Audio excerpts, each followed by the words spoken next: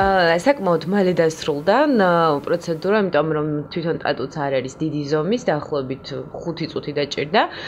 და მე მგონი რომ ნამდვილად ღირს 5 წუთი აიტანა, თუნდაც ის მცირე დისკომფორტი, რაც გექნება პროცედურის დროს და იცოდე რომ თქვათ ის ტატუ, რომელიც აღარ გინდა უკვე რომ გქონდეს სხეულზე, ძალიან მალე აღარ გექნება. ასე რომ ველოდები შედეგს, რაც მთავარი არის და რამოდენიმე თვეში ისევ და ისევ თქვენი მაყურებელი ნახავს უკვე დასრულებულ შედეგს და